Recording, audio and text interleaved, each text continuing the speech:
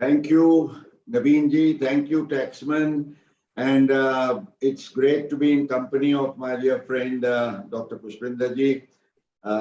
We have championed several causes together, not only with Taxmann, but with Dr. Punia also. So it's always a pleasure. But Naveen ji, you are right when you mentioned that there is a huge amount of buzz that is going around this 194R. And I think we are at the right time. We have captured this. And just to add a little bit from my side as far as the overview of today's proceedings are concerned, as you rightly said, instead of formal presentations that are made in the form of speeches, we have decided to keep this interactive so that we can really take up the issues, go deep into it, delve into them threadbare with reasoning. And as you pointed out, when we take up case studies, we may have agreement, we may have disagreement, but we will certainly have our own reasoning. And in fact, in all possibility, this buzz, as you rightly mentioned, is because of the interpretations that have arisen from the CBDT circular. I think the provisions came at the time of the budget. People were prepared to accept it in the stride, because we always felt, let me first of all defend the 194R in principle. The objective, Naveen, as you explained, was to capture 28 Roman 4 transactions. See, under the scheme of the Income Tax Act, almost you can capture all kinds of payments. And this has been done historically, and provisions have been added from time to time, as the necessity was found to. Now, particularly in regard to 28.4, and I think this became all the more important because of the issue relating to freebies being provided to the medical fraternity, which is not in consonance with the MCI, the Medical Council of India's guidelines. And therefore, you see what happens is when you give perquisites or benefits to employees, it is very easy to capture them because there are elaborate rules. There is an obligation cast on the employer. Now, as far as these kind of benefits or perquisites, which are arising from the exercise of business or profession, we need to keep in mind that there is a payer and there is a payee. As far as the payer is concerned, in majority of the cases, all the payments or the expenses that he is making are written off as business expenditure, integral being a part of his own business or profession.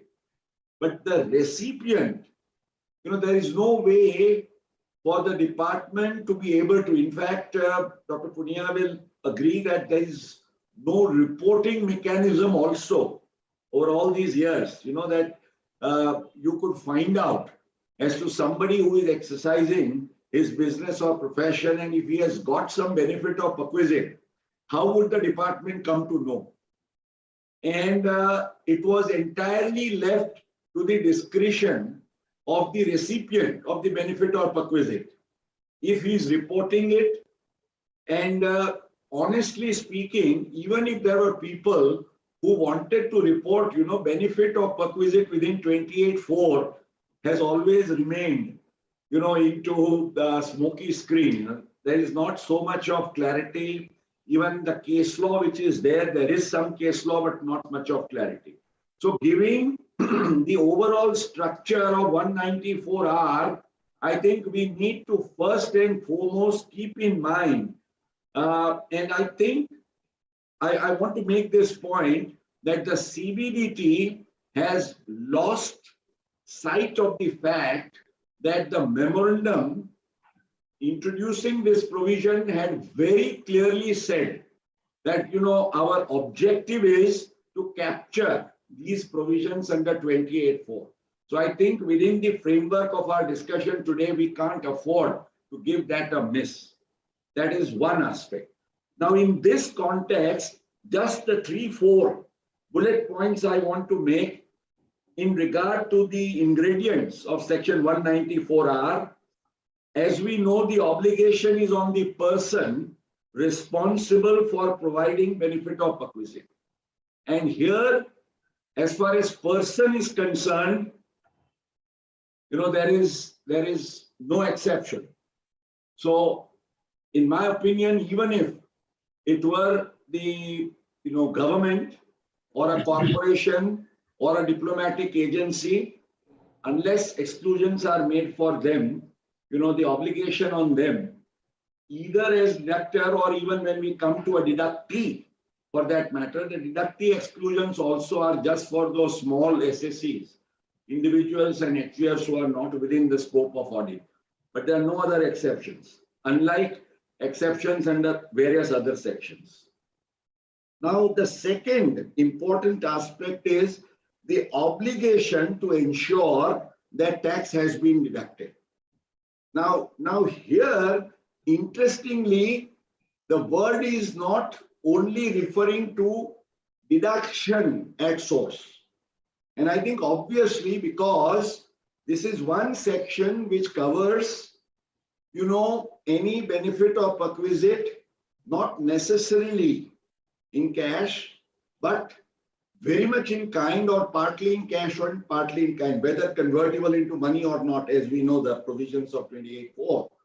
So that means that if something is being given in kind, obviously what will you deduct? Say, for example, you are giving a car, Maruti car. You can't say, I'm giving you a car, I'll take off the 4 wheels, and this is to be deemed as deduction. So obviously, therefore, to ensure this and to put the obligation, it is said that you will need to either recover before you are providing this, or you will yourself gross up and pay, or you will, as the CBDT circular will go later on to this point, get a declaration or undertaking in regard to payment of advance tax. So this is the second important aspect in regard to ingredient. Then obviously on the rate, there is not much. There is a 10%, but there could be a higher rate subject to 206 AA or AB, whatever it is. And then, the most important test is going to be, when we will have discussion on the subsequent points, is regarding whether there is a benefit of perquisite. Naveen will take us to all those issues as to whether there is benefit in perquisite. Dr. Punia, we'll have to really get into this, that suppose there is no benefit of perquisite. Suppose something is being paid is a benefit of perquisite, but it is not in the exercise of business or profession. Because these are very material and key ingredients which are attached to the obligation of the person, who is giving or providing. And the question is, we also will need to see what is being provided. Is it a benefit of perquisite or not? So I think with these few factors that are at our mind, we will need to take this forward. And before, Naveen, you take over for the next question, I would say that we need to also tell our viewers that by the end of this webinar, we are going to, in fact, put up a charter on behalf of our taxpayers, tax professionals, who are very much concerned regarding as to how, what the board can do to make things easier. I have only one observation, sir, and that is, this is said to be a circular under 194(2). And 194(2) says the CBDT will issue guidelines to remove difficulties. Now we have to, when we take into a look at the different elements of this circular, suppose there are instructions which are not in the nature of guidelines for removing difficulties, to what extent they would be binding, or are they at all significant? These are also issues. So I think we are all set for a very exciting time ahead. And Naveen, with this few opening remarks, it's over to you. Yeah, just a couple of points which I may add, give a context which most of our listeners would already be aware. Where TDS fits into the scheme of things from the departmental point of view, we have to remember that even in the last year, 49% of the aggregate tax collection in the country came from TDS. We collected more than 14 lakh crores of taxes. Out of that, little more than 7 lakhs crores came out of TDS. So what we are talking of is a very significant chunk of tax collection, and it's a very, very significant issue. And the second context I want to give you is from academia. In the last few years, there have been a lot of research on how to use the TDS not just as a tax collection tool, but as Naveen was pointing out, as a tool of having potential digital imprint of the taxpayers who haven't come to our tax net. Particularly, a lot of work has been done in the European Union, where after the Switzerland opened up its bank laws, when they imposed certain conditions that these transactions would be reported, the flow of funds into Switzerland decreased. So in academia also, there is a lot of support that if you put in robust tax deduction at source provisions, which capture the data, then you are making sure that the taxpayer is leaving a potential imprint which can be caught by a tax administrator at any given point of time. So it is very important from that point of view also. And the third factor, which I think we need to emphasize right at the beginning, is that in the last few years, the departmental thinking is changing. It is reflected in the tax information statement, into so many other things. The reporting mechanisms have increased. That let's try and inform the taxpayer in advance what all we know about you in financial transactions to ensure voluntary compliance. So in some ways, this provision also fits into those overall scheme of the things where we want the potential taxpayer or the taxpayer to know that, look, there are financial transactions which we already know of, on which some amount of tax has been captured. So please come voluntarily and comply with the liability of tax or filing of the return which has been cast on you. So with these few words, I think we can now go to, as Naveen will take us through, the specific provisions of 194R, and as Mukesh Bhai has pointed out. Thanks. Thank you. So thank Dr. Pushpendra. So as Mr. Mukesh has rightly pointed out, they are very important ingredients of 194R. If we have to bring them into two compartments, that would be what would be the meaning of benefit of perquisite. And the second one is, how do you establish a nexus of that benefit of perquisite with that business? So our entire discussion for next couple of hours would be around these two ingredients. So my first question to Mr. Mukesh Patel is, what is envisaged in the meaning of benefit of perquisite? Since these two words are not defined in Income Tax Act, there are many provisions where these two words have been used repeatedly, but these words were never defined in the Income Tax Act. And specifically, the meaning of these words are really important, specifically after inclusion of reimbursement within the scope of benefit of perquisite by the CBDT's guideline. So I'll request Mr. Mukesh to help us in getting solve this puzzle. In fact, there are so many of these puzzles stored into this CBDT circular. You can say it's almost like even a Pandora's box, because so many issues are there. Now, before I go into benefit and perquisite, as you yourself rightly said, Naveen, benefit or perquisite, quite surprisingly, is not there. There is no reference to the meaning or definition under the section 194R. or even if we go to 28.4, 28.4 also does not define benefit or perquisite. In fact, in 194R and 28.4, these two things are common, and that is, there has to be a benefit and perquisite. And 28.4 very implicitly says, and even 194R, as we understand, the focus is it has to be having a nexus with business or profession. So I think you have articulated these two tests very clearly. Now, since, one is obviously to look at the dictionary meaning. We have a fair amount of case law on 28.4 where, there have been references to what is a benefit, what is a perquisite. Let me take up perquisite first, because at least perquisite is a word which is defined under the Income Tax Act, not in this context, but under Section 17 for employees. So as we understand, what is a perquisite? A perquisite is something which, say in the case of an employer, it is said something that the employee is required to do if the employer is spending on his behalf. This is a perquisite. And I will go deep into the term reimbursement and the controversy around it. But there you see, once we understand benefit or perquisite, the question, Naveen, will come. I'm just making a touching reference since you have, pricked up this issue.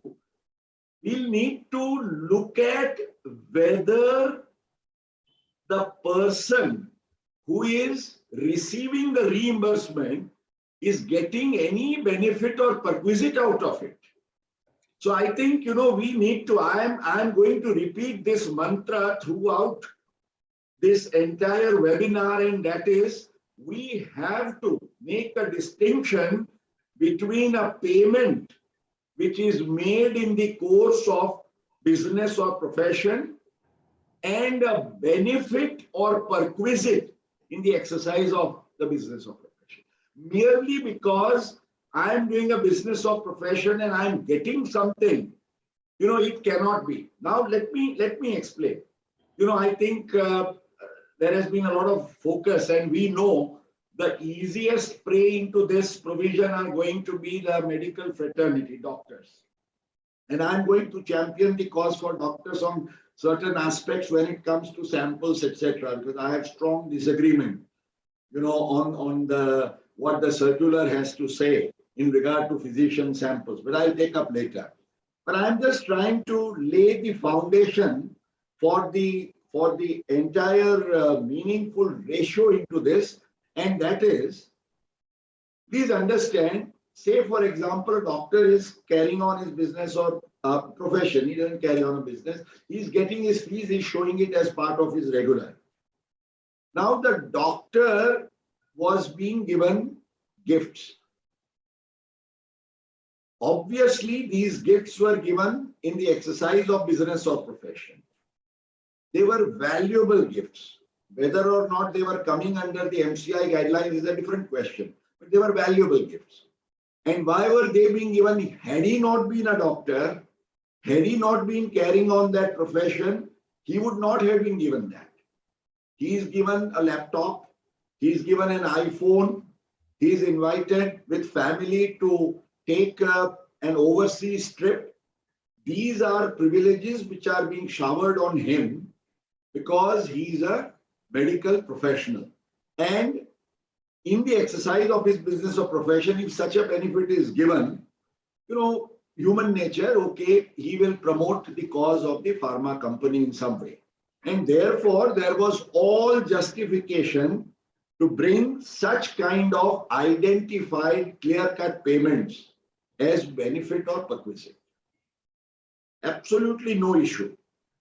Let me take up, because right now, since, I know this is going to come up in the case study, but I'm just making it an extension. Since I have talked about a gift to a doctor is definitely a benefit or perquisite. because the doctor is being benefited and nobody else. Take the case, Naveen, you referred to samples. Reimbursements are also going to come, but I am talking of samples right now. Now, samples, the question is, can you call the samples which are being given to the doctor, or for that matter, the same ratio or analogy will apply to other cases also? Can you say that these samples are benefiting the doctor in any manner? First and foremost, the samples carry the stamp physician's sample not to be sold. So the doctor cannot sell that. If doctor gets a gift of a brand new iPhone, next day he can sell it and get money out of it. The samples cannot be sold, in principle. Does the doctor himself use that for his benefit? No. Any other gift like an iPhone, laptop, computer, he would use it for. So physician samples, he is not getting any benefit, he is not getting any perquisite. No doubt, he is getting it as part of his business or profession.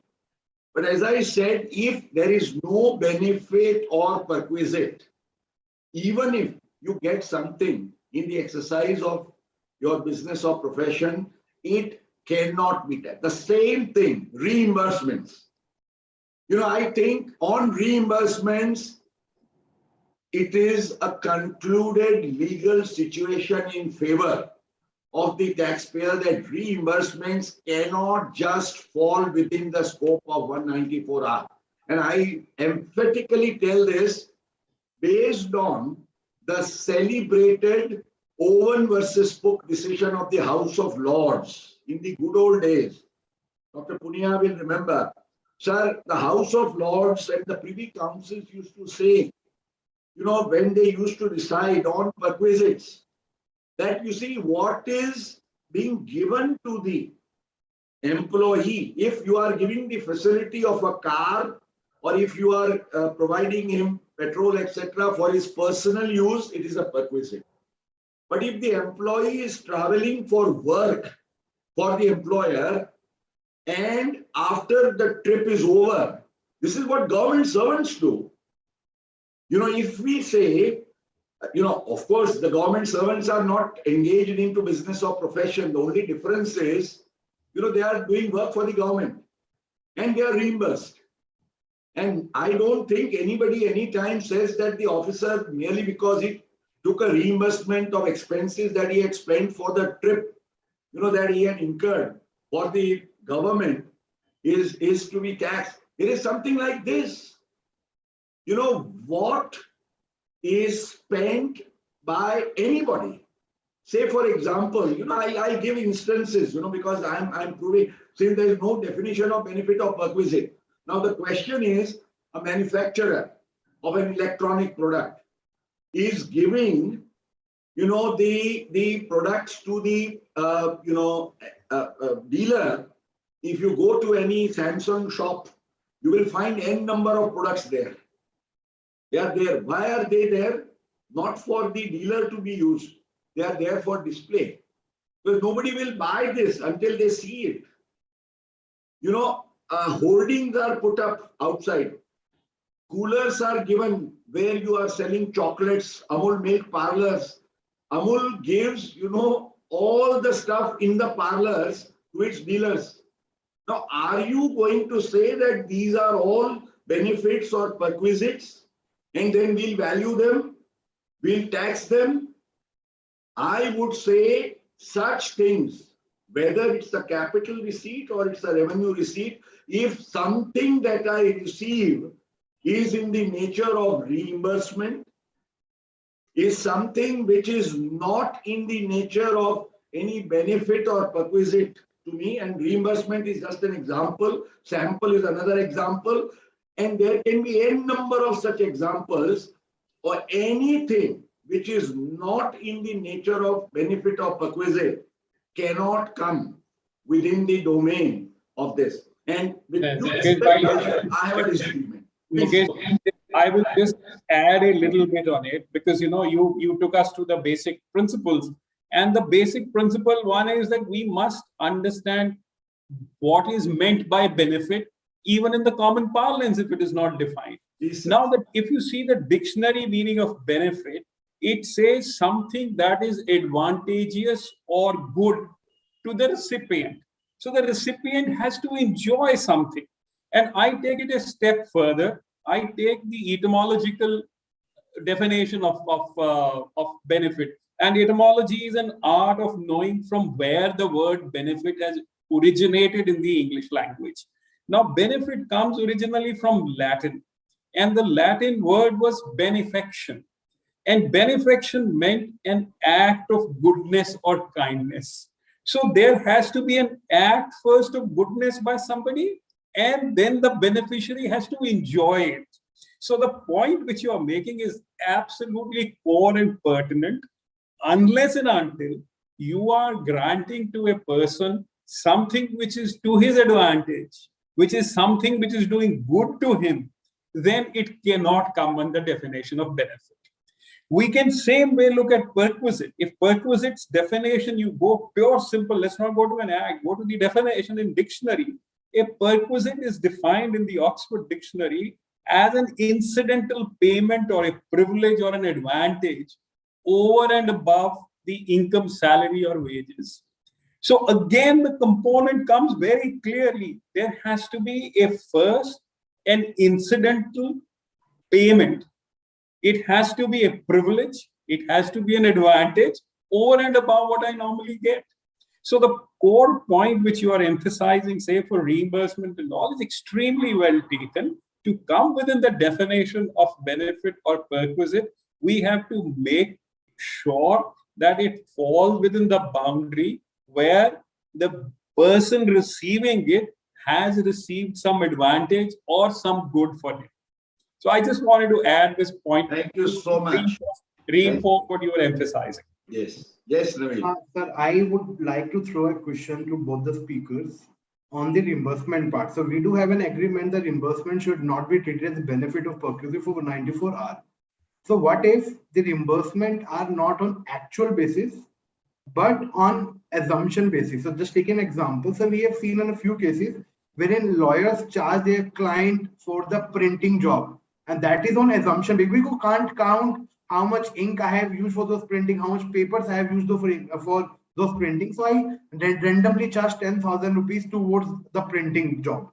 So do you think that should be taken within the purview of 194 hour, or still they should be taken as pure reimbursement? Pushpinder ji, you want to start? Okay, you go ahead. You go ahead. Well, I'm a lawyer, so, but let me tell you, Naveen, there can be no notional reimbursement. The very word and the meaning, implies that there has to be some expense actually incurred, and in reimbursement of that, in lieu of what I have spent. And it is just because I spend something and I receive it, it is not. See, there are reimbursements which could be taxed.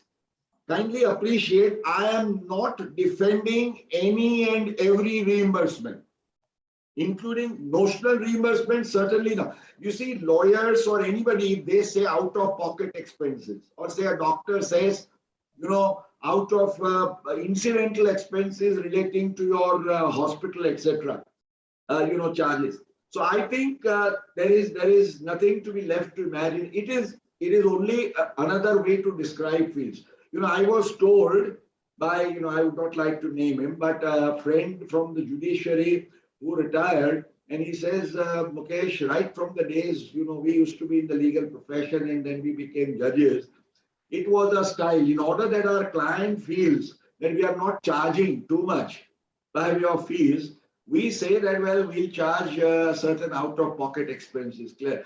And now today in these days of computer, most of the work is done by the lawyer himself on his computer. He doesn't even have that kind of the help they use. So that apart, I think the principle is very clear.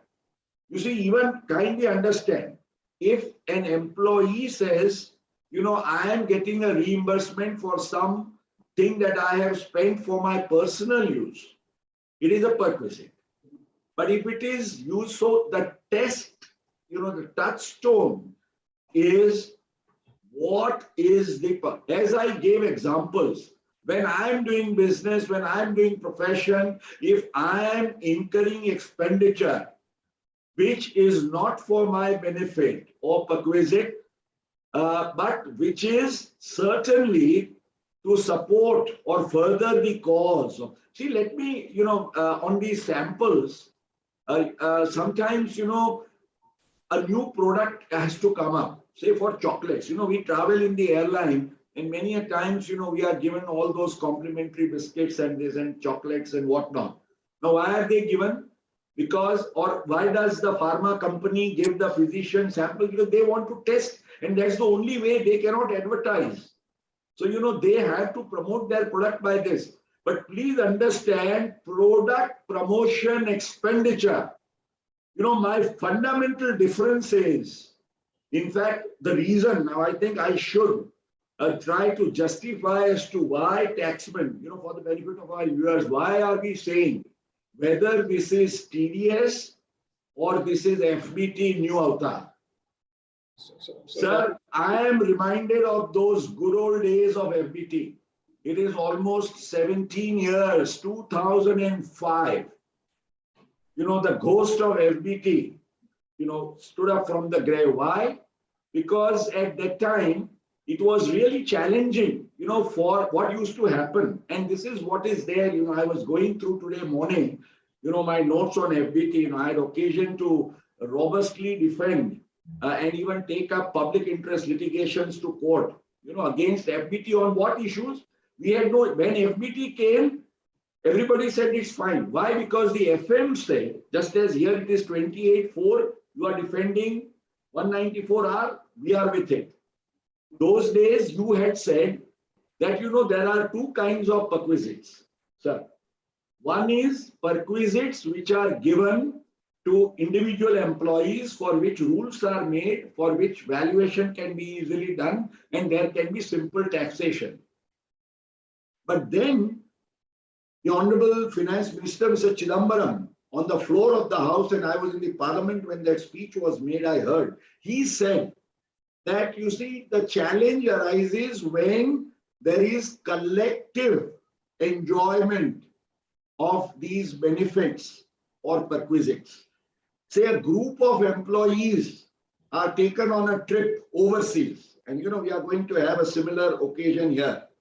Okay, to the extent the tickets or the hotel expenditure is incurred, you can definitely say that this is what it is. But you try to put up, and one of the controversial things which has come up in this CBDT circular is that common leisure activity will be considered for this purpose. Now, please understand, even if as a dealer, I am going on my principles, dealers conference, my objective is not to enjoy the leisure activity there collectively. Okay. And the board itself says that if you are going for a dealers conference, fine. That will be business expense. So they themselves say this. Now, sir, at the time of FBT, they said all this, that the objective is to tax the perquisites which are given collectively. But then what happened? In the name of FBT, they brought in provisions to tax all kinds of business promotion expenditure, sales promotion, this, that, etc. Why? Because, they had attempted earlier. There were provisions for 37, 3A to 3D, we know, sir, for disallowance. Then they dropped them. So they came to be challenged, and in fact, every high court kept on saying that the objective of FBT, was to tax collective benefits enjoyed by employees. And if you are attempting to tax business promotion expenditure, it cannot be done. Now, sir, here also, I think that line of reasoning will have to come. And more so, because, let me raise this point now. Otherwise I may miss the string of the logic. kindly understand that, sir, 194R, they have now brought in the new forms, etc. When a form is to be filled in, you have deducted tax in the case of a deductee. What happens?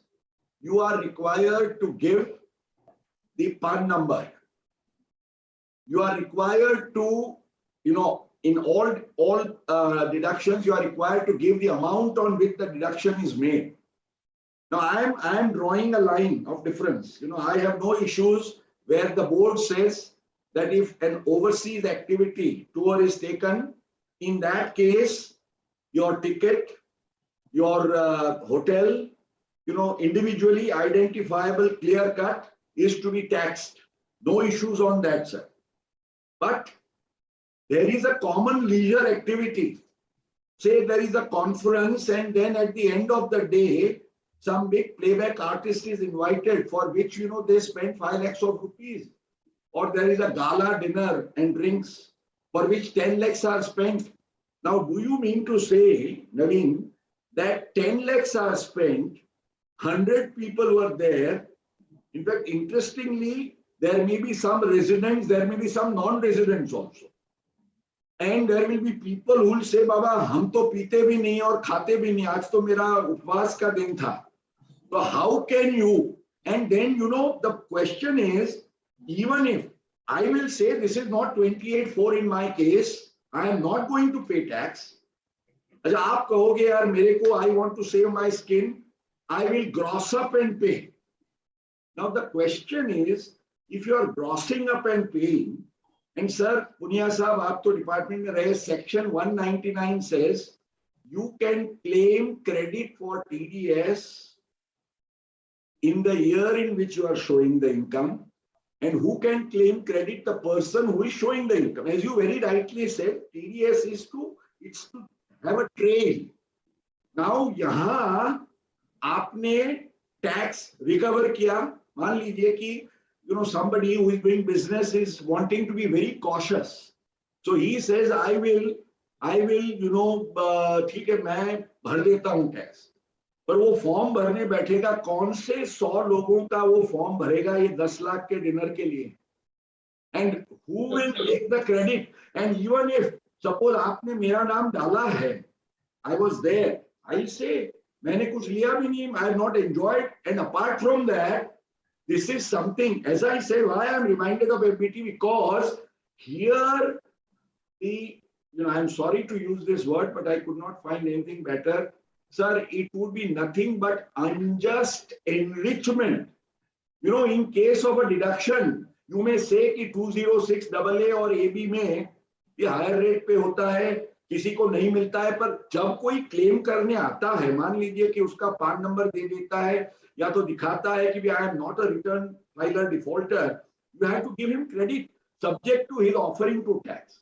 Now here, ये किसकी income है पहले ये तो तय करो, और उस पर आप टैक्स काटने की बात कर रहे हो, and you are putting the person who is doing business under so much of strain. Sir, I only want to ask both of you as my dear friends. On one hand, the Honorable Prime Minister is talking about ease of doing business and India going up, above in these echelons of ease of doing business.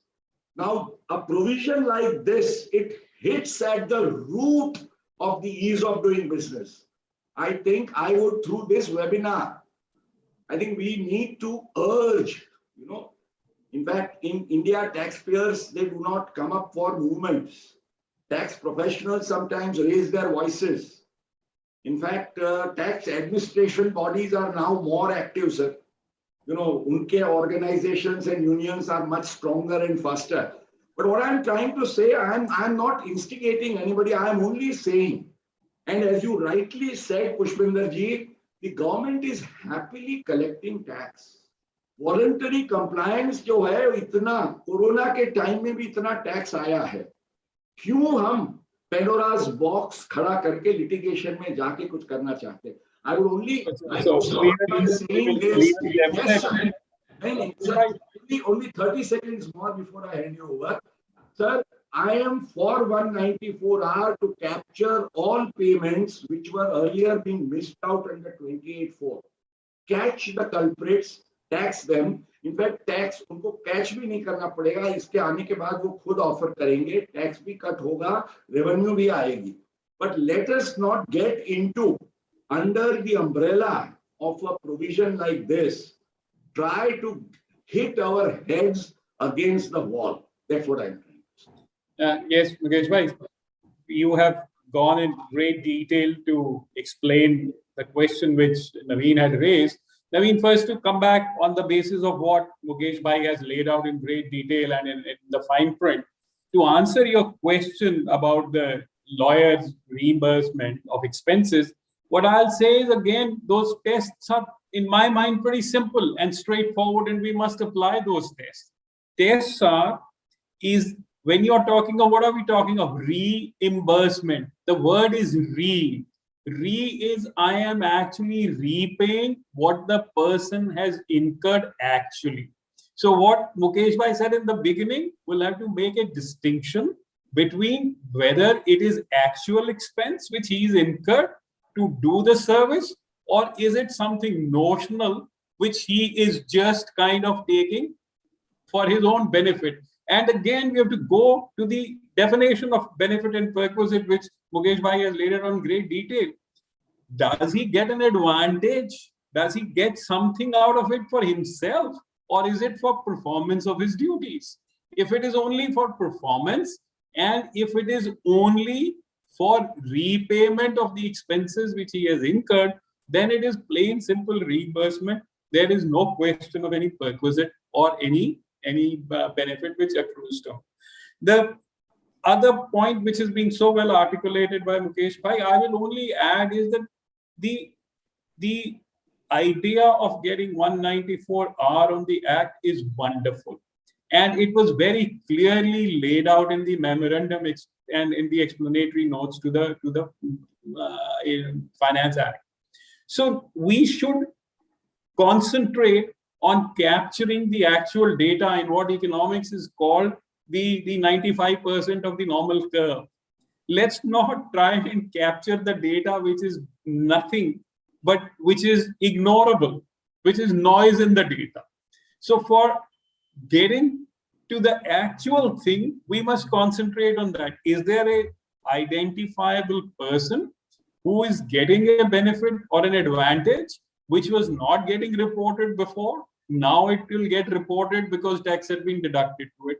Where there is no identifiable person, no benefit or advantage is accruing to a particular person, but to a group per se, then that is noise in data, according to me. And let's not defeat the very good provisions which are there under this clause by getting in frivolous detail. So I'm totally with you, Mukesh bhai, on that. Thank you, sir. That we need to ignore that noise from the data and concentrate and capture those people who are enjoying those benefits and perquisites and yet not reporting them in their tax returns.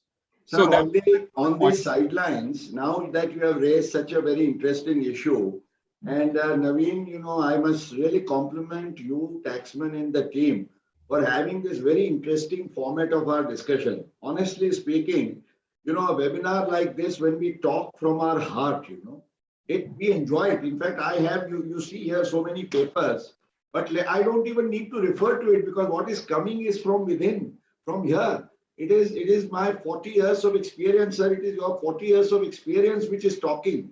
And as you and we want pragmatic use. After all, maybe theoretically, after a lot of debate or discussion, somebody from the board may say that no, we have a point. We have relied on this decision. But as you rightly said, what are you going to achieve out of it?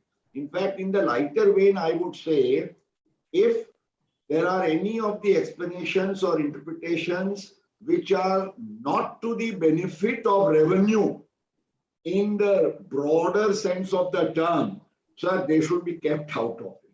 So let us not look as to really benefit perquisite. पर आपको भी कोई फायदा है इसमें इतना पकड़ के रखने में? So, sir, this brings me to an issue. You have been, in fact, at the very important and crucial phase of change and the faceless assessment. And I still recall just about 2 years ago, less than that, we had such a fantastic discussion. And when everybody was, having their doubts and apprehensions, I think, you have carried the torch, to its logical conclusion. And we have all seen that the Prime Minister's vision for faceless assessment has finally been taking shape. Now, sir, we don't want to get into, because all this tax deduction will hit at the root of faceless, because you'll have worthless surveys, notices coming up, ease of doing business ki to baat. Sir, unjust enrichment is on which I very strongly feel, and I repeat that, so you just cannot collect tax जिसके साथ आप कोई nexus नहीं निकाल सकते कि ये इसकी इनकम है। सर, किसकी इनकम है ये तय करो, उससे आप TDS लो और उससे पूरा tax low. Why 10%, sir? And sir, with due respect, Naveen, I think, I'm sure somebody is noting down all these points, because at the end, I want you to summarize the charter, that on behalf of Taxmann and our team at this webinar, we want to send to the board for their consideration. Actually, Pushpinder ji, during all these years, whenever circular used to come out, हम क्या करते थे sir? हम एक draft circular निकालते. That used to be circulated to stakeholders. Suggestions were invited. They were considered, and then they were implemented. This time, for whatever reason, that has not been possible. I would say, even within the constraints of time, इसको थोड़ा extend करिए, उसमें heavens are not going to fall. Sir, आपने ये COVID में कितने extensions दिए, including 147 से लेके faceless से लेके appeal से लेके कितने time के relaxations किए. Sir, I would say, setting the tone for this webinar, let there be a better sense prevailing by getting some time. Let the board invite, suggestions. Sir, positive, negative list hum banaye.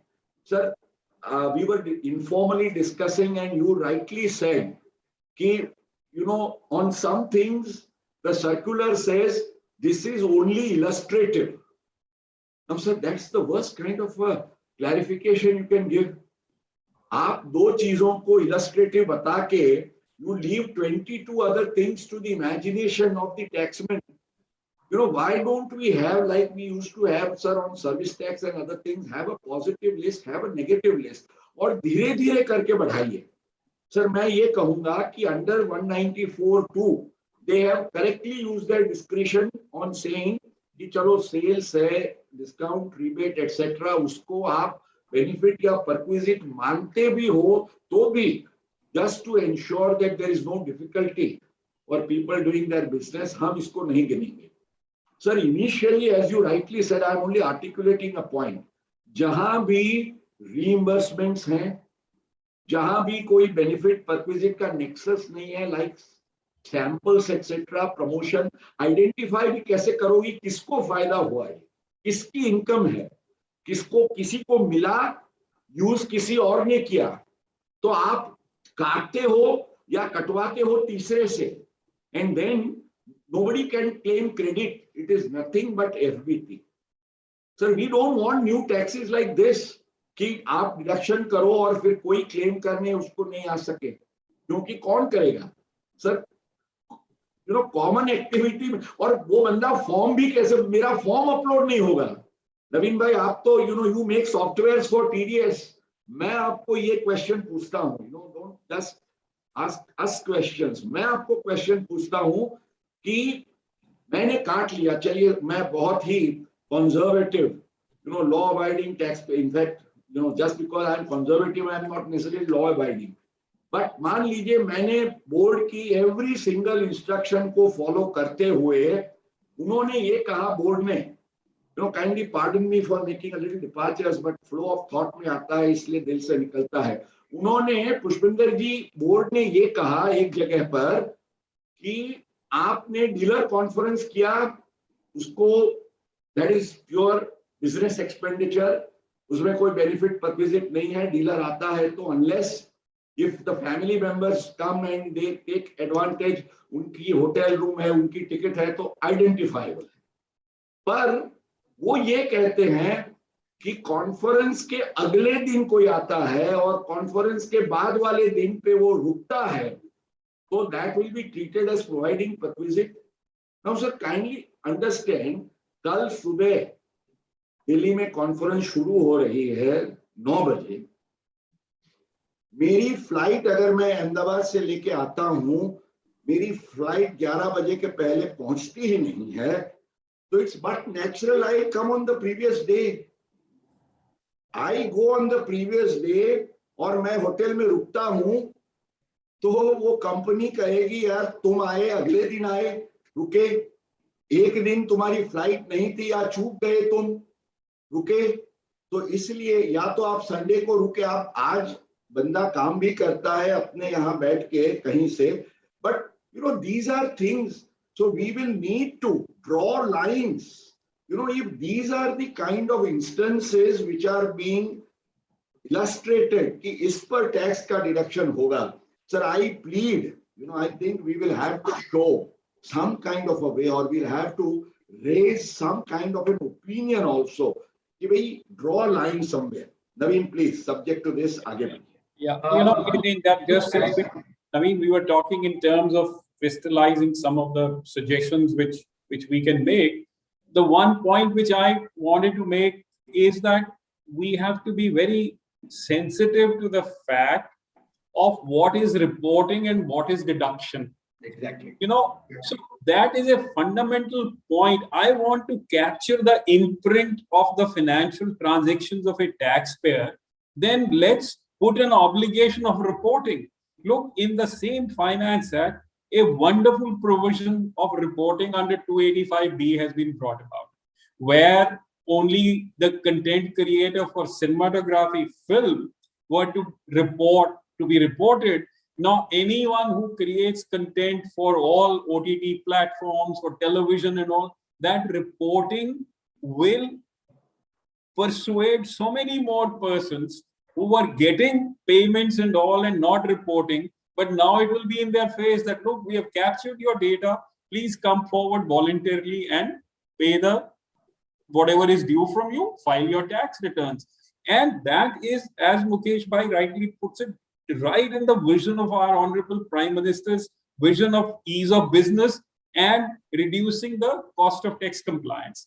But if you impose tax deduction on such thing, then and as in some instances no one can claim it, or where the person is not going to show his income, you are increasing the cost of compliance and you are costing heavily into the difficulty of doing business. So we got to make this distinction very clear. This budget, in this very budget itself, the Honorable FM said one of our avowed objectives under the direct tax proposals is to curb litigation.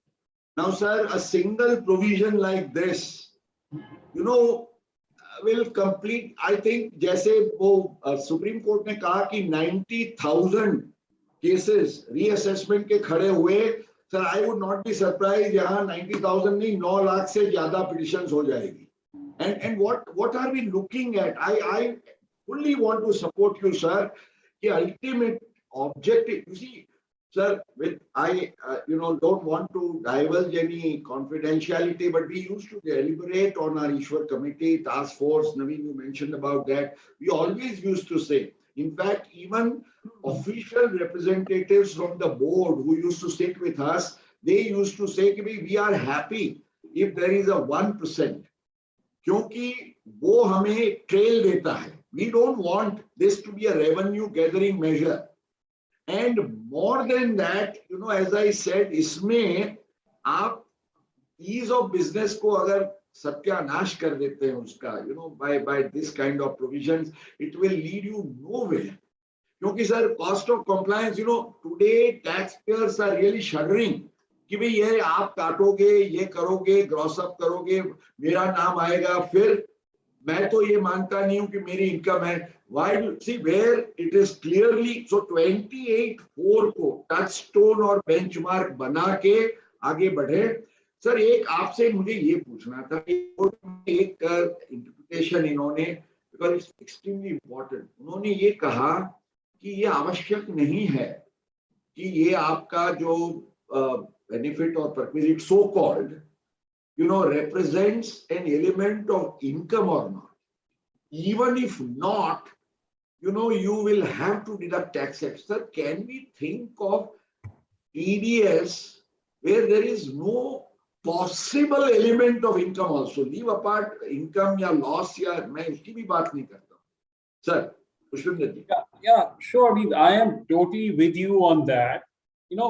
We all know you have practiced for so many years. I have worked in the setup for so many years.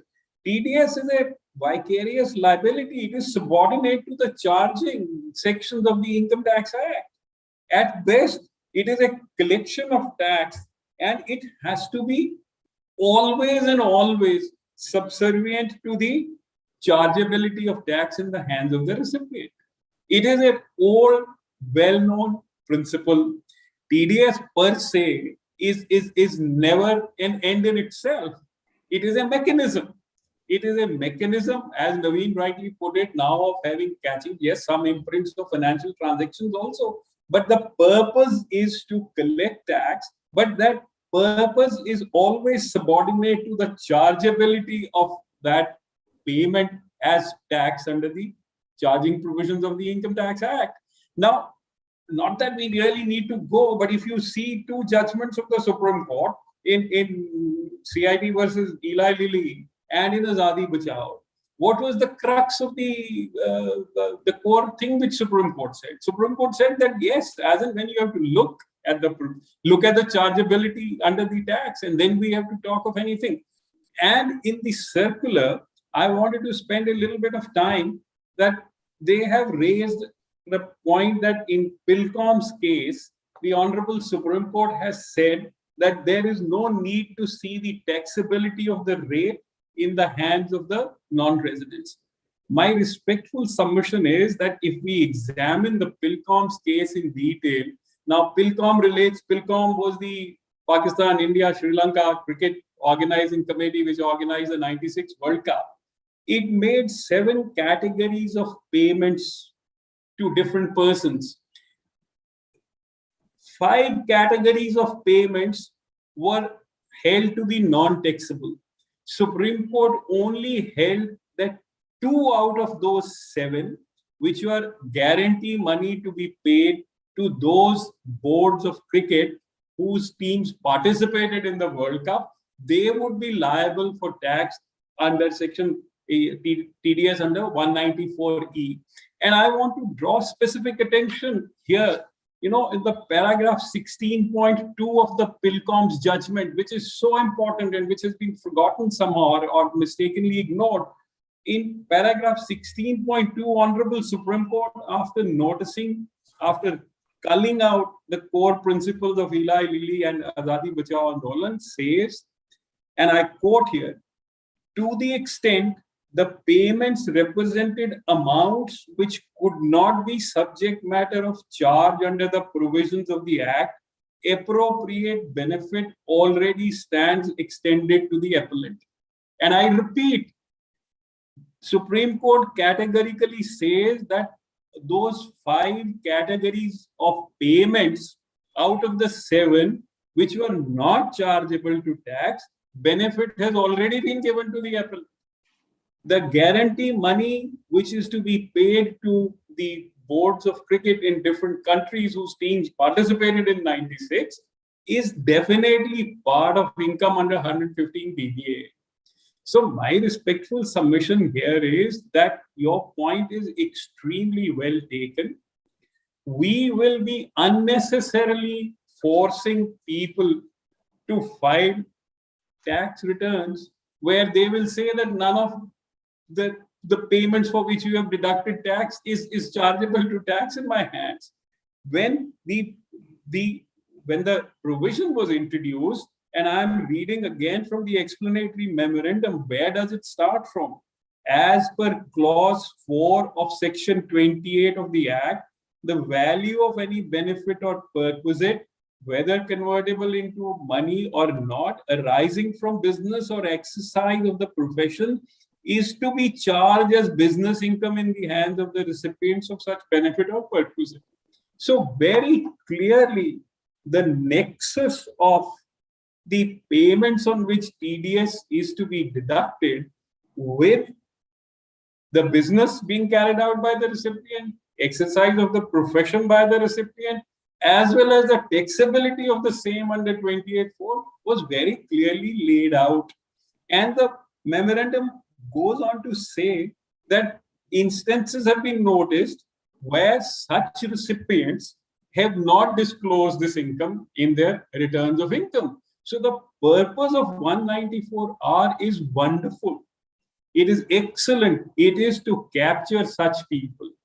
It is not to be imposing a tax on those persons where the receipt in their hands is not taxable at all.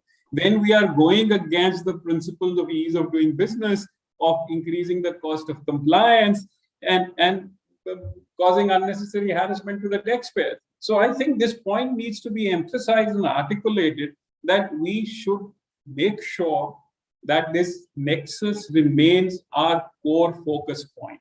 And it is not lost sight of as and when we have to impose TDS liability. Naveenji, I was suggesting you have, I believe, prepared some case studies for our consideration. Why don't we switch over to that? Having laid down the foundation for, we can take some specific instances. I'll do that, sir. So before we come on the case studies, I would add your and Mukesh sir's argument with my two arguments. So we take the benefit of this famous case of BC Srinivasa Shetty. So that says if the computation provision fails, the charging provision fails. So if the charging provision fails, no income would arise. If no income would arise, there is no point of benefit of perquisite. And if there is no benefit of perquisite, section 194R cannot be invoked. So that's why again, it is the nexus also has to be there. We have to have, I'll just add here before you go to the case studies, for taxing any benefit or perquisite, there can be three different compartments. One is if there is an employer-employee relationship. There you can definitely say, okay, we will tax it in the hands of the employee, or there is even a grossing up provision where the employer can volunteer to pay. The second is obviously 28.4, and now you have 194R with the added option of the advanced tax declaration, etc., because the obligation has been cast on the person who is providing the benefit. And the third scenario is there can be a benefit or perquisite being given to somebody, but it is not either in the course of employment or in the course of exercise of business or profession. It's a pure gift. You still have a provision under 56(2). The recipient can be taxed there.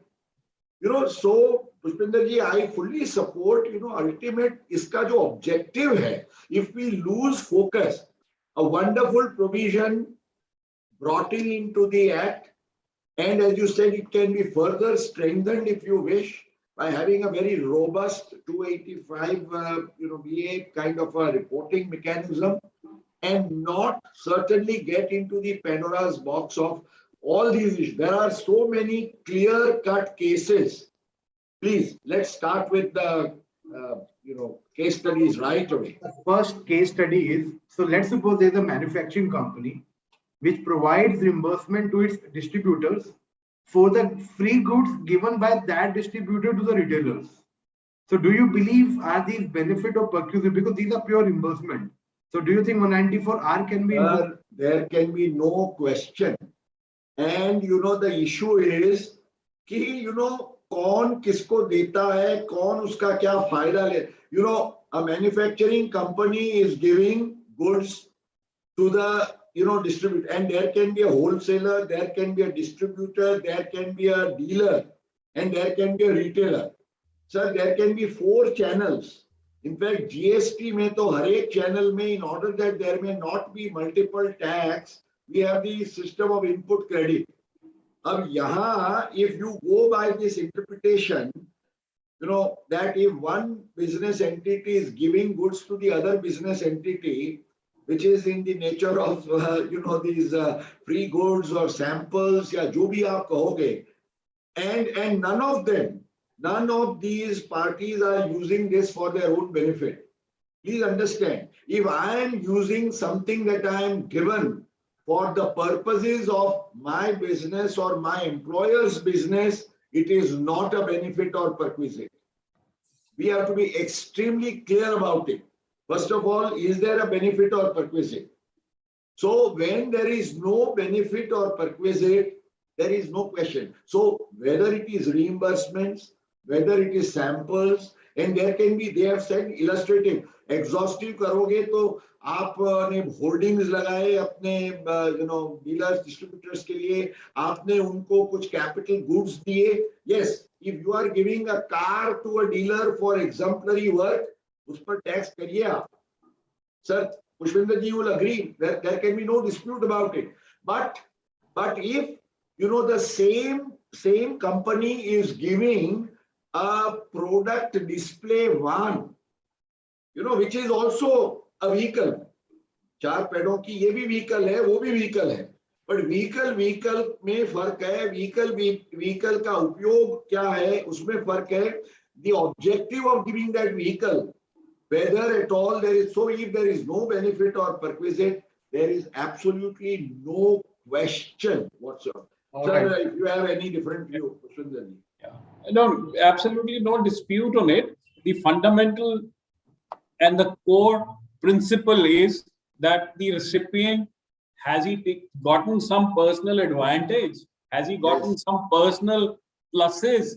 Has some liability of his been taken over by somebody else? If none, then yes, no perquisite or benefit comes to him. So there is no question of TDS in that. I agree with you totally. So coming to number 2, sir. So now coming to the second query. So let's suppose there is an FMCG company that provides reimbursement to the distributor for the goods delivered to the location of the retailers. So that reimbursement is basically towards those travel expenditure, freight expenditure incurred by the distributor to get those goods delivered to the retailer's location.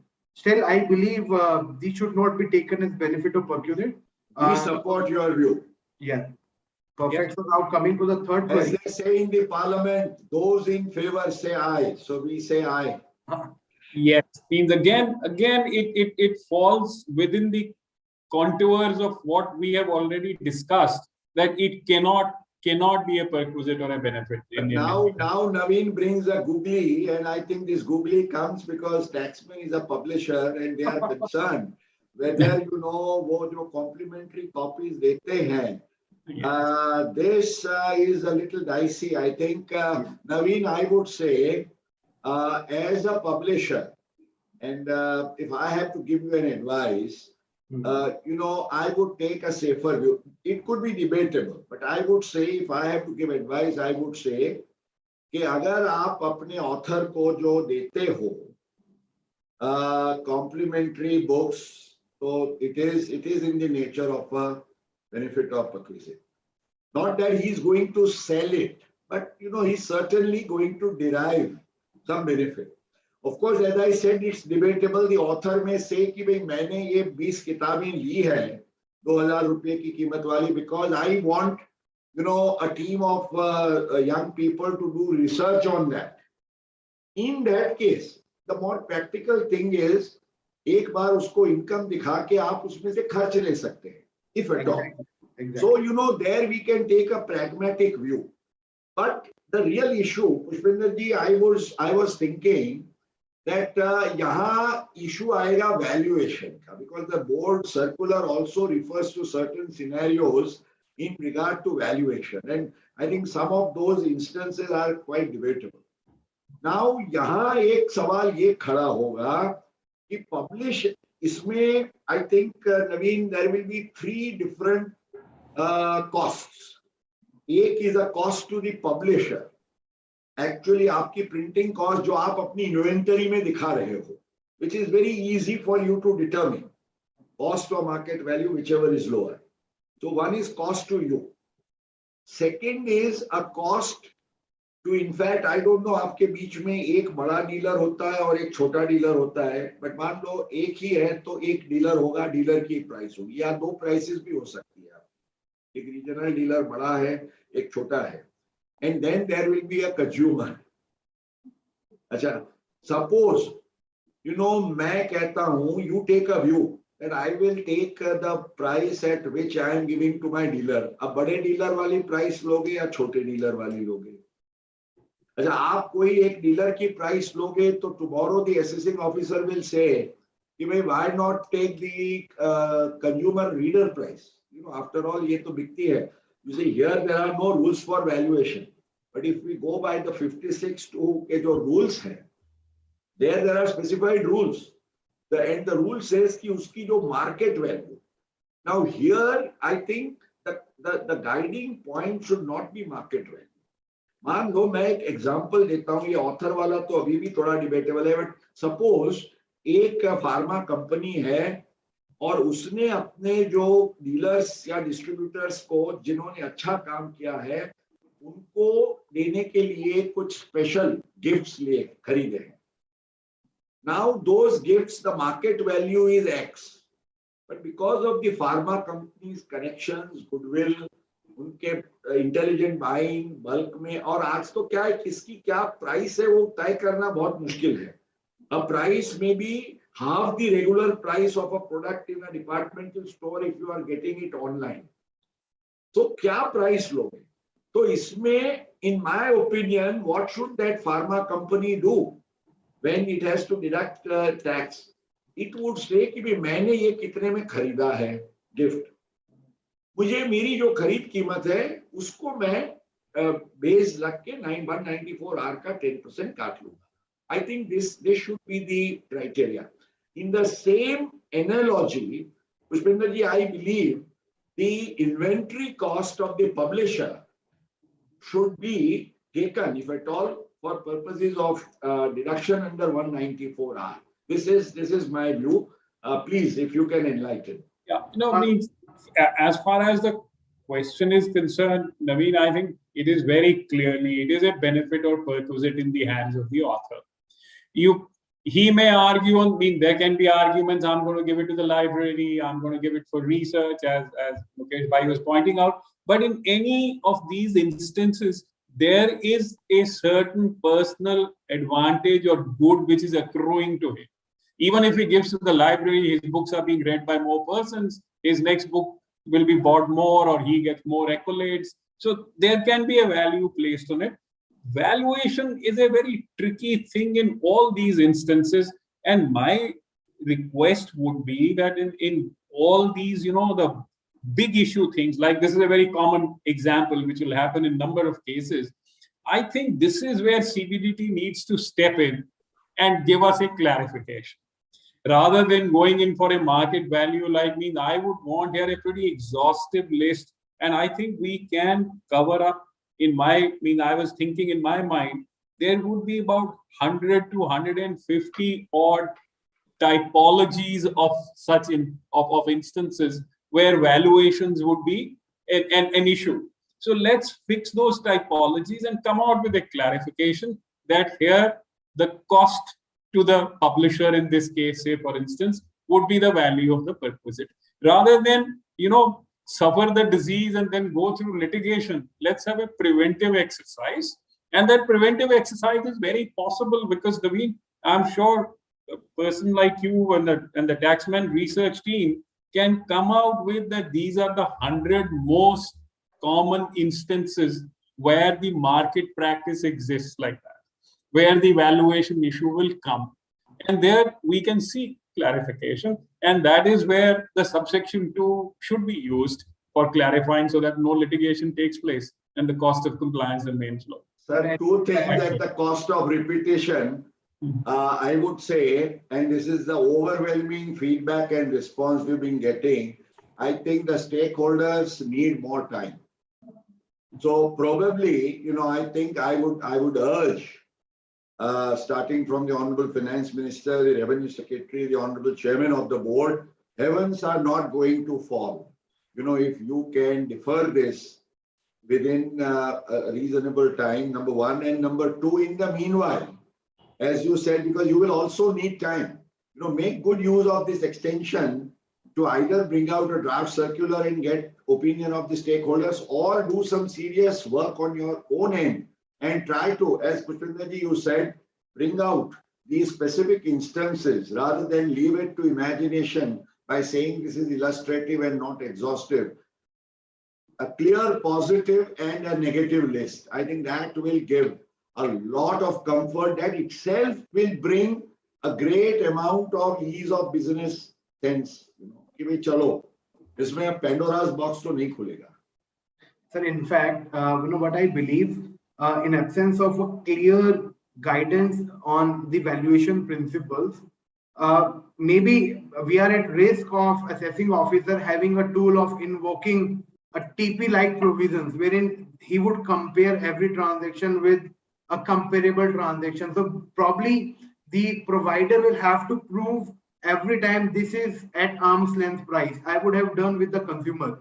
So the CBDT is definitely requested to come up with proper clear-cut guidelines on how the benefit and perquisite should be valued. Probably they can bring in some kind of rule like they did for section 56 or other provisions.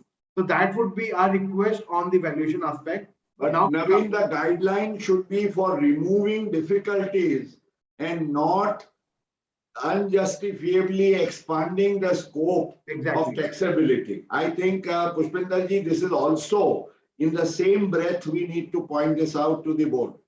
Right. So now coming to the next question. So a company agrees to arrange foreign tour for its dealers, distributors, and agents who achieve specific targets. It is a company that has to comply with section 194R. Note that tour operators, hotels, airlines who, after accepting payment from the company, delivers the agreed promised foreign tour to the dealer, distributor, and account. So in simple words, since the hotels and the airline who are providing those services to the recipient, but the provider in this case should be taken as the company, not the airline and hotels. So I hope you all agree with this. Absolutely, Naveen. Two things. I have two observations on this. One is obviously, who is getting the benefit or perquisite. So the person who is receiving the payment in the course of the business, namely the airline or the hotel, etc., they are certainly not to be taxed. There's no question about it. It's only a simple business receipt for them. But the benefit of perquisite accrues to the person who is enjoying that. Yes, but here again, let me clarify, and I stand by this, and I'm glad Pushpinderji has already agreed, in principle with my point of view, and which is in clear, contrast with what the board has opined, that in case of, a group activity, you cannot try to, have a weird kind of a valuation that we will divide it by the number of people or bring in this or that formula. Because there is nothing like a group benefit. As I said, it was at the time of FBT. आपको इसके लिए कुछ लाना है, you have a problem with certain kind of expenditure, you clearly disallow that expenditure as a business expenditure. Your thing is taken care of. जैसे इस बार उन्होंने किया कि मेडिकल काउंसिल की गाइडलाइन से कॉन्ट्ररी है, ऐसा कोई भी एक्सपेंस है वो हम फ्रीबीज के तौर से उसको अलाउ नहीं करेंगे, और अगर दिया जाता है तो उस पर टैक्स डिडक्शन होगा, the person who is receiving it 28(4). But if as you again BC Srinivas Sethi comes to our help, the valuation, how are you going to do that? The provisions will fail. You cannot do this. Who will take credit? So, and kiske naam se main form bharunga? These are the $1 million questions on these logical grounds itself. I think this part of the board circular must be kind of removed, I think, in the future clarification. आप जो जहां कोई dispute नहीं है वो रखिए, उसमें भी थोड़ा लॉजिकल करिए. Please don't go into, if it is business it's business. अब एक दिन आगे आए या एक दिन पीछे रहे सर, उसमें how do we do that? And then, interestingly, I didn't mention it earlier, Naveen, but the person is required to make this deduction before he provides that. अब उसको कैसे पता है कि क्या क्यों हो रहा है? And आपका, for a big company, sales teams are spread all over in the smallest towns of the country. TDS का डिपार्टमेंट हो रहा है कहीं बड़ी जगह पे. अब इसको कैसे पता चलेगा कि कौन सा बंदा है, किसने ओवरस्टे किया, किसने ये किया वो किया? Naveen, I hope you have this question for us, but I would like to opine also on a question which they have said under the circular regarding how to compute that 20,000. Whether the first 3 months are to be included or excluded in that. I have a view on that. I hope you have that question today for us. Yeah. Yes, sir. Please take it up. I would like to opine on that. But before that, Pushpinder ji, आपको इस पर कुछ कहना? Yeah. No. So Naveen, I think it's a very well drafted kind of a question which brings out, some salient feature of the provisions here.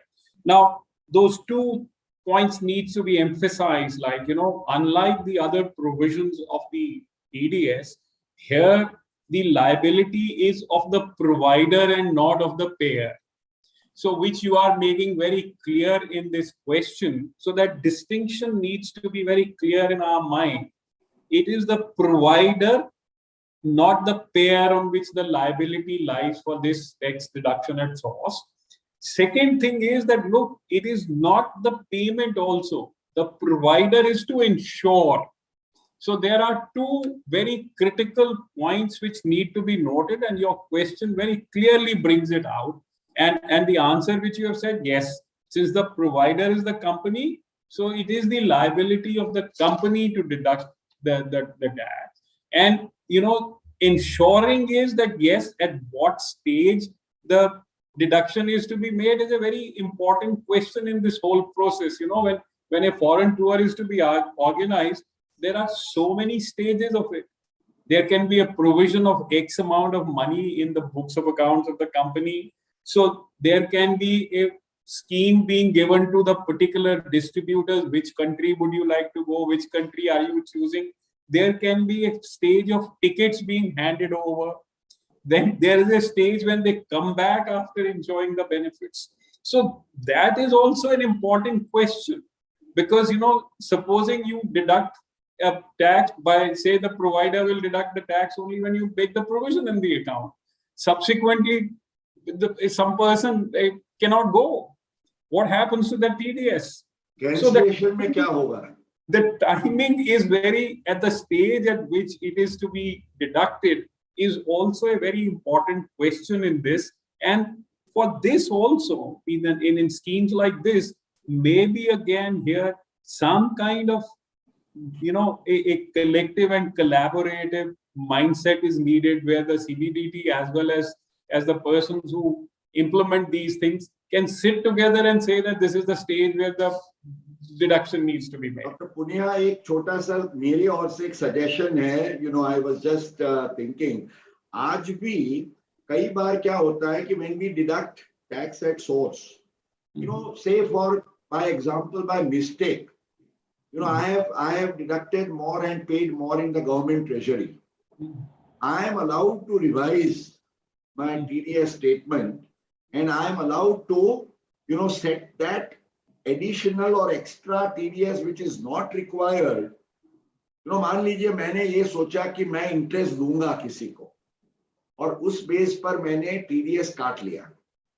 Now, for whatever reason, it is decided that interest is not to be paid. Sir, if interest is not to be paid, then obviously there can be no tax deduction. मान लीजिए मैंने गलती से भर भी दिया है, तो भी वो जो डिडक्टी है वो कहेगा यार आप इसको वापस जमा करा दिए, मेरे 26AS में से निकाल दीजिए. And so there are provisions under the TDS rules where this can be done. So just taking clue from what you mentioned, in these cases of cancellation and other things, मान लीजिए provider ने pay कर दिया है, so that can be adjusted against other payments. What is your opinion, Naveen, on this point? Sir, on the cancellation part, actually, there are basically two things.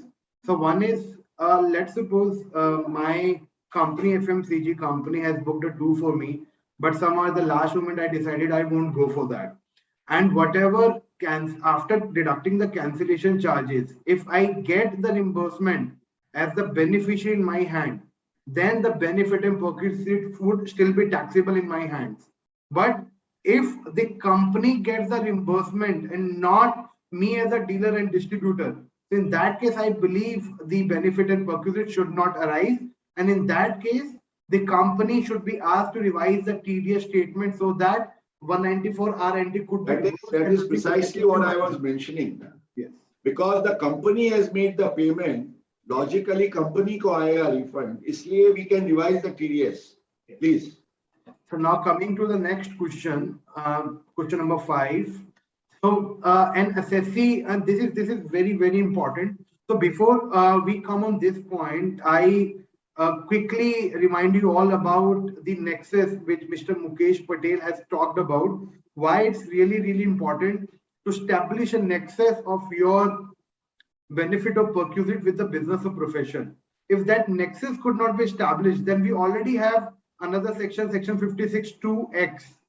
So if that can be invoked, that the benefit of perquisite could not be brought within the purview of section 28 IV and section 194R. So now the another question is on this principle. So that question goes like this: an assessee imparts knowledge and value based on Srimad Bhagavad Gita to his disciples and followers. The gift made by the followers without being under a contractual or legal obligation can gifts be treated as a benefit of perquisite arising out of carrying of vocation. So now over to you, Mukesh Patel. I would say a clear no. मैंने at the outset, that's what I said, Naveen, where even if I get something which is in the nature of benefit or perquisite, it can be either in course of employment, in course of business profession, or under 56(2)(10). Such a case, if at all it has to be taxed, it will go under 56(2)(10). There is absolutely no question of this being taxed, under 194R. This is what I believe, Pushpinderji. No, I mean, absolutely spot on this, because this basically is against the core principles which we have laid out. Unless and until those core conditions are satisfied, no question of 194R coming into application in these cases. So none of those core conditions are satisfied here. Right? So yes, taxability of it you can examine under other provisions of the Act, but there's no application of 194R in such cases. So now coming to the question number 6, again on the principle of nexus with business or profession. So waiver of the outstanding dues towards any expenses or trading liabilities are taxable under section 41(1). Is tax deductible under section 194R? That's what CBDT guideline says. But we truly disagree on this point. I quickly start would say this is time to say aye once again. Pushpinderji, this to me, certainly you cannot bring in 194R because 41(1), as it is, it is being taxed. But I would extend on this, and there again I would say a very interesting thing. Take a case of bad debts. Now you owe me something. You have gone financially bust, and in this situation, I am in a position कि मैं तो principal भी मेरी जा रही है, recovery की कोई आशा नहीं है. Now, if I write off this bad debt, I think, as you rightly said, Pushpinderji, the board has to clarify that writing off a bad debt, 41(1) is a different thing. In any case, आप कहीं तो tax कर रहे हो. Write off of bad debt, if I am writing off, it is an expenditure to me. I am not getting any money, and therefore I am writing it off. if the law is well settled towards write-off, you don't want to open another Pandora's box by saying कि मैंने write off किया तो जिसका पैसा write off किया उसको तो फायदा हुआ, it's a benefit to him, and therefore I have provided a benefit. Now kindly understand, by what stretch of imagination can you say that if somebody is writing off a bad debt as a part of his business exigencies or commercial expediency, how can you say that the person whose amount is written off, he is deriving a benefit and I have provided some benefit or perquisite to him which attracts 194R? My clear answer is no. Dr. Punia. Yeah, sure. Means I would just, in this case, invite the attention to clause 56 of the explanatory memorandum of the Finance Bill. It very clearly rules out that this is not covered under 194R. So why do we need to go beyond that? The provision, the way it is, the bare reading of the provision, along with, if we read it, after all, the explanatory memorandum is given to us as the first assistance to understand the purpose as well as the interpretation of the provision. So if we read the memorandum, and I'm saying read clause 56 of the memorandum clearly, and then read the bare act, and then the answer is very obvious. We don't need to debate. So I have one more argument to take bad debts out of 194R. So that is we have got many case laws which says the benefit or perquisite being provided by a person that should arise out of a legal obligation. That's not because of some change in the circumstances. So these bad debts happen because not of any legal obligation of the provider or the creditor, but because of the change in the circumstances of the debtor. So because of those reasons, I believe the bad debts should not be taken within the purview 194R. But yes, there could be some other scenario wherein I have incurred some expenses, I have got some benefit in return. So that could be the possibility of taking those scenarios within 194R, but definitely no for the bad debts. Yes. Okay. The 41(1) is there, it will take care of the situation. Yes. Yes. So I think I didn't know that this case is coming, but so we've already discussed this, Yes. So again, this is the same thing, and we can go ahead. Basically, this is something wherein the 41(1) can also be invoked, wherein the debtors unilaterally write off something out of his books. So in that situation, the creditor cannot be asked to deposit the TDS, because it's not, creditor has never written off those recoverable from the debtors in his books of account. That's something which has been done by the debtors. So even if benefit or perquisite arising in the hands of debtor, you can't ask creditor to deposit the TDS. Yes. Now coming to the query number 8. So this is basically on the complementary offering. So that question like this: a client pays additional sum to an architect for his good services. So as it is a monetary benefit, so which provision should apply, section 194R or 194J? So this entire controversy revolves. My fundamental issue, in fact, this is one of the points I had noted that should go under our charter for the webinar to the board. This is chalo 194R or J, so still it's level playing field. I am sure nobody is going to say it can be taxed twice under both the sections. So it is either 194R or J, the rate of tax is still going to be the same. So that is it's more of a theoretical debate. But let me take a situation where, say, I am making a payment to somebody with whom I have entered into a contract, or I am giving something as part of the contract to the party with whom I have entered into the contract, which is in the nature of income or benefit or perquisite. Now the question is, already under 194C, I am deducting tax at 1% or 2%. Now, I think the board needs to bring it out loud and clear, just as, these kind of controversies used to be earlier. If you remember, Dr. Punia, 194J aaya tha, tab 194C mein kya padega, 190, and then they brought in an amendment that, these technical services, etc., they can be taken in the scope of 194C. And professional services ko aap isme lenge ya, and then they brought in a differential in the rate even under 194J and all that. I think, first and foremost in these guidelines under 194.2, it must be said very clear that if, ultimately, as you rightly said, this is not the final tax. Naveen, kindly understand, ये जो हमारा TDS under 194R, कहीं कानून में, you see, if I am sending a payment to a non-resident under 195, the tax that I am deducting as withholding tax is a final payment. Is a final deduction. Now here, it is only I am establishing a trail. Now suppose I am already deducting tax in respect of certain payments under a specific provision. I think the CBDT must make it very clear that, we will not get into this debate ki usko 194R ke daire mein lao.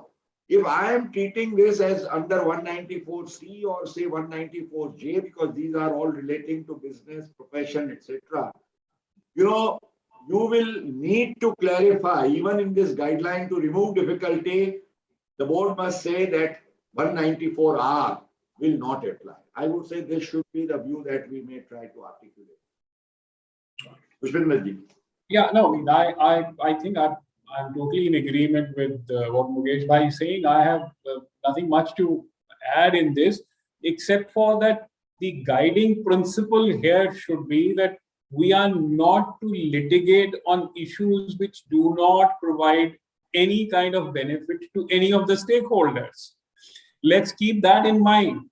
Is the litigation serving anyone's purpose? Is it serving the purpose of the nation, purpose of the society or community, or the purpose of the taxpayer? If it is just litigation for litigation's sake, then let's have some preventive measure. And sir, as I again, you talked about cost of compliance. I want to support your point of view that, by bringing in such kind of provisions, you are putting unnecessary burden on the assessing officer, even under the faceless scheme. Because what will happen, there will be, a TDS under AIS, which will appear. And I think no CAG audit or even the internal auditor, they'll say कि भाई tax का deduction हुआ है और उसको reciprocal income नहीं दिखाई गई है और आपने ये छोड़ दिया. So you will pester the SSC, you will harass him under, and he will go, it will be a huge pain for him to explain कि भाई इसमें मेरा कोई फायदा नहीं है, मेरी कोई इनकम नहीं है, मुझे कुछ नहीं है, खाली आप टैक्स काटने पर मेरे को परेशान कर रहे हो. The amount of litigation, so cost of compliance and litigation. Punya ji, I say, we are in fact, why only TDS? Even in COVID times, our collections have shown robust, improvement. अब जो कुछ ठीक ठाक चल रहा है, why do we want to puncture, the vehicle that is going in at a good speed, by bringing in these kind of speed breakers? Well said, sir. So we shall have 50 minutes to go and 7 queries, case studies to answer. So Sure. moving on to the 9th one. So 9th one is again relating to us, though you have already answered this. Still, for the sake of clarity, I'll just repeat it. A publisher provides complimentary books to the authors. These books are sold to the distributor at 40% discount and 10% discount to the end customer. So what should be the value of the benefit and perquisite? So all of us agree that it should be the cost to the publisher, not the variable or the dynamic price we charge from different buyers. And Naveen, this should apply for all gifts. Yes. Whatever gifts are being given by any business entity to its constituents, which constitute, perquisite or benefit in their hands, I think the board should come out with a very clear understanding and clarification that the cost to the provider of the benefit, it's the most logical thing to do. And at the same time, where it is not possible to allocate the cost, for heaven's sake, please keep it out of the purview of 194. These are two things on this, we should sharp, clear, and articulate. Okay.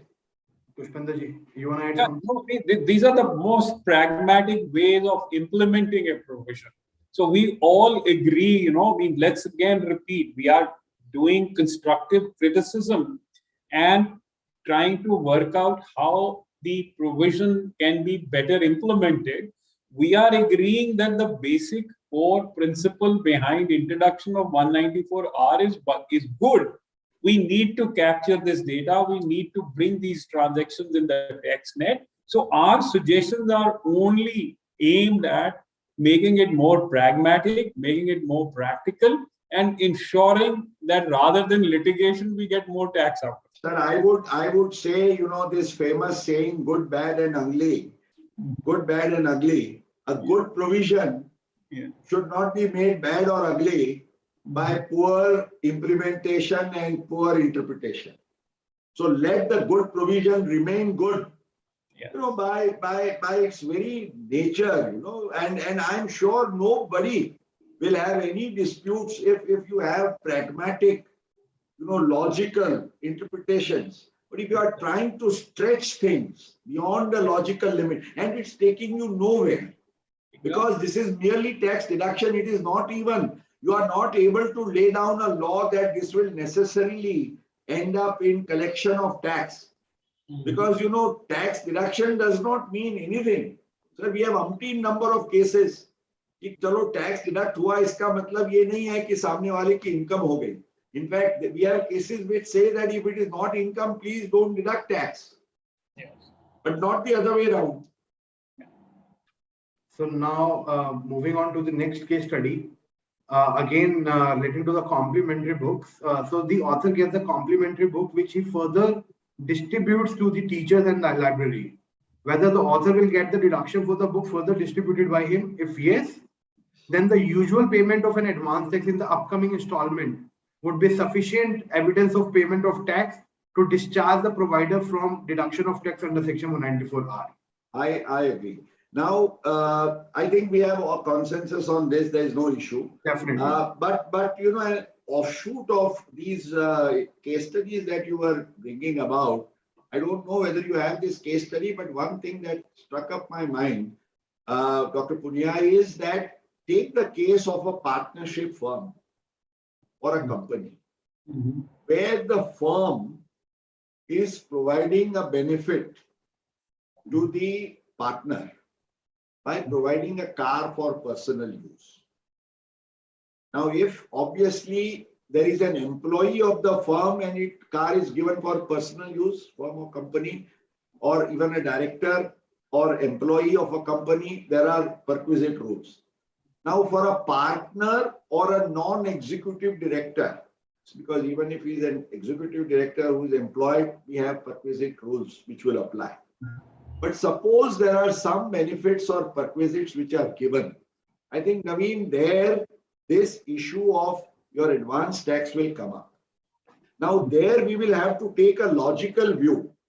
You see, in the case of a firm, what happens is, as we historically know, I'm not talking of a company because there is a different case law which is there on the subject.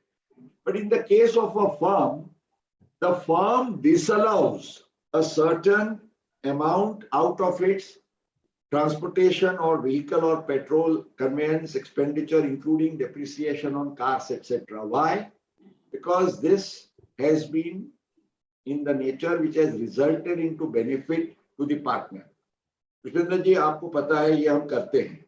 Now the question is, when the firm has already disallowed this and has paid tax on the element of benefit which is going to the partners, should somebody say again कि नहीं ये service provider और या तो benefit provider firm है और firm को partner के 194R के उसका वैल्यूएशन करके टैक्स काटना चाहिए, because that would amount to double tax.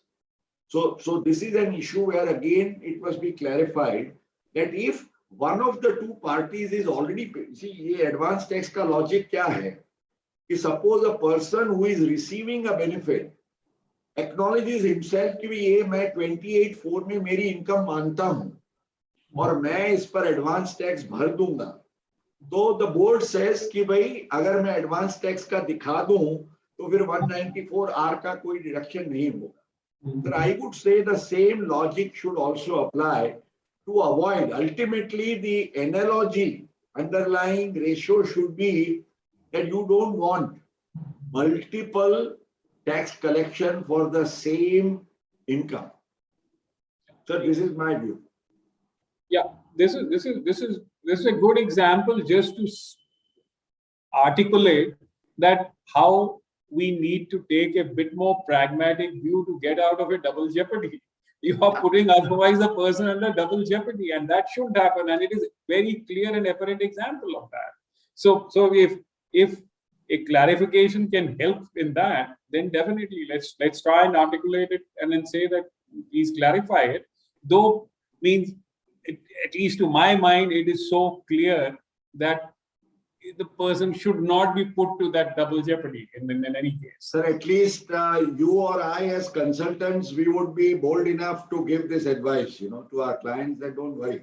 And we believe that, if you take pragmatism at the touchstone of a provision, you will not go wrong by and large, because, you are trying to respect the law with the intention that it is made. And at the same time, if somebody is trying to overstretch, you are saying, well, enough. You can't cross the Lakshman Rekha, as they call. Yes. The board circular, with respect, I'm repeating, Naveen-ji, what I said earlier when I talked about the structure. And 194.2 and 194.3, both these sections talk about these guidelines, the authority to the board given for purposes of guidelines to remove difficulties. And then it says, if these are guidelines to remove difficulties, they will be binding. And I think it is settled law that if they are not guidelines to remove difficulties, and if there are guidelines which are issued which go beyond the scope of a provision, and we have n number of instances, including the FBT itself, where judiciary has held that merely because the board says something, it is not gospel truth, or that's not the law as it is. Sir, as you said, memorandum of association, that should guide us more.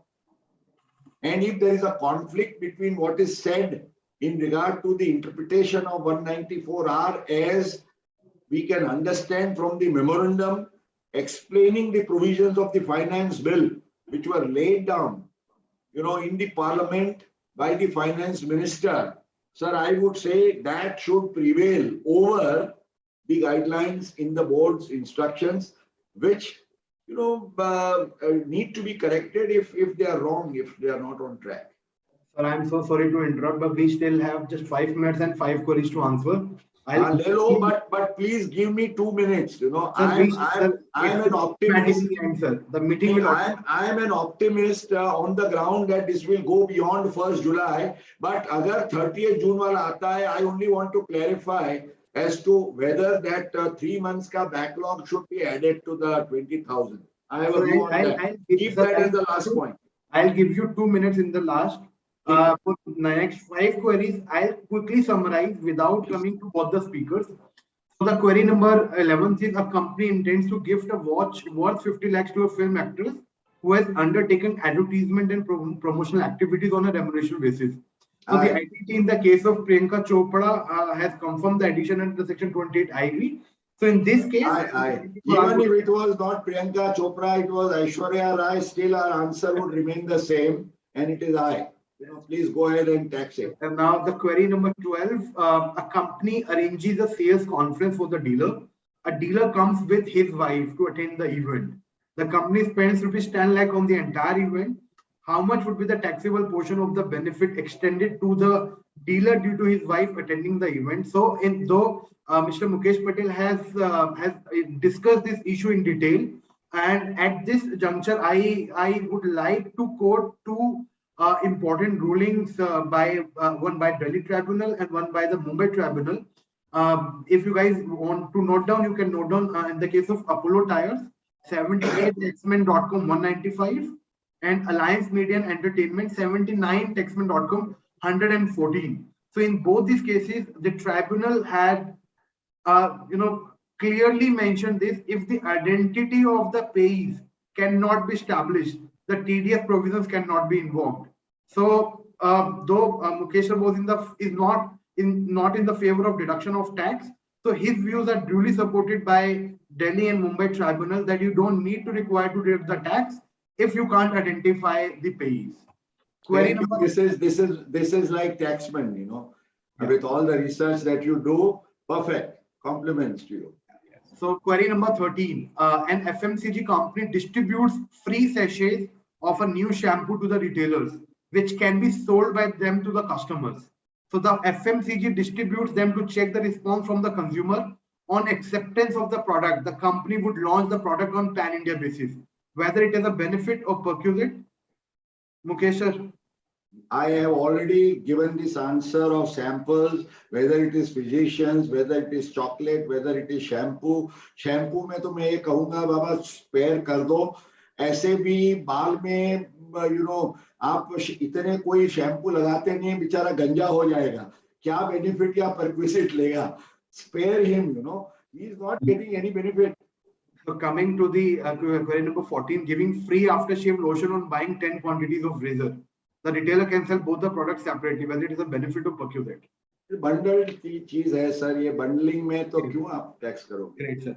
The last question is whether distribution of free samples during pre-production or post-production should be treated as same. Pushpinder ji, last word from you. No, I mean, I think that this, you will have to examine the facts in each case here to give an answer. मैं तो samples पर मेरा तो बिल्कुल clear, bold view है, and I can tell this at the webinar that if the board does not revise its view on this sample, which is business promotion, sir, I would seek your support and counsel with all your wisdom. और ये after shave वाला तो आपको क्यों भी काम में आता है सर. दाढ़ी आप भी रखते हैं, हम भी छोटी रखते हैं, ये हेमो तक दाढ़ी यहाँ रहती है, तो दाढ़ी पर तो आपको थोड़ा you have to be a little liberal. Okay sir, you just have 2 minutes and then they are 2 minutes automatic. It is it. So all that I am saying is samples के लिए I am prepared to, and Naveen, I know you can go and tell your wife that you are bringing her good news. I know she is a medical doctor. And I would say this for all doctors: if I have to stand up on my feet, I will argue a case for them that samples which physicians get cannot be taxed. Certainly. My 2 minutes now I am taking. 1 minute is for a clarification. The board says, you see, a provision is made applicable from 1st of July. I fail to understand why you would want people to do this exercise of पिछले 3 महीने की कि आपने क्या दिया क्या नहीं दिया. The best thing is you bring in a provision in real time from 1st of July. So my provision, my submission is we should say, please don't, as it is we have enough of Pandora's box, issues, ये मत करिए. और my last 1 minute and before the clock takes 6, मुझे sir doctor Manmohan Singh की ये शायरी याद आ गई पुष्पिंदर जी. And he when he presented the budget once, he said about while supporting the withdrawal of some obnoxious provisions and supporting the rationalization and the economic reforms, he said this, and I repeat, I think this is perfect for this webinar. He says, "Put ऐसे भी मंजर हैं तारीख की नजरों में, कुछ ऐसे भी मंजर हैं तारीख की नजरों में, लम्हों ने खता की थी, सदियों ने सजा पाई है." Supporting what you said, sir, let us avoid making these small trivial mistakes by trying to catch hold of these trivialities. Let us look at the bigger picture. Let us ensure that ease of business is not disturbed, cost of compliance is not, increased, litigation is not proliferated. Sir, if we remember all this, I am sure we will say, posterity will not blame us for the blunders that we have made. Sir, FBT, we lost from 2005 to 2009, 4-5 साल, कितना litigation हुआ, क्या मिला उसमें? कुछ नहीं. Sir, let us not bring an FBT in a new avatar. We are for TDS under 194R, but we don't want FBT in a new avatar. This is the point on which, and I made 6 points or 7 points, a rainbow for you to send to the board charter. First and foremost, keep this distinction between what is a receipt and what is a benefit or perquisite. Merely because it is a receipt in the course of business, don't tax it. Secondly, reimbursements, loud and clear, they cannot be taxed. Thirdly, samples, even on grounds of ease of business, आप मानते भी हैं, तो भी, just as you have excluded trade discount and, commission, etc., as for promotion of your trade, उसको निकाल दो आप.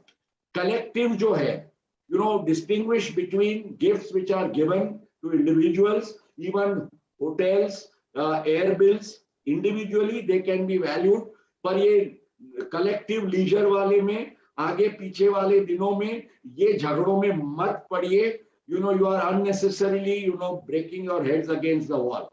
And for doing this, we defend the provision, I think unanimously. Pushpinder ji, please give a nod. 194R, we defend it. Yes, But yes. at the same time, we want clarity, we want transparency, we want accountability. And therefore, be very clear, positive list, negative list, with well-reasoned things. इसके लिए अंत में मैं ये कहूँगा, take more time. There is no sanctity of 1st of July. You can take a month extra, you can take 45, 90 days, whatever. You've done it n number of times. It's better to bring a well-drafted, reasoned legislation than in a hurry start this, put everybody into confusion, और उसमें आपका कुछ नहीं निकल.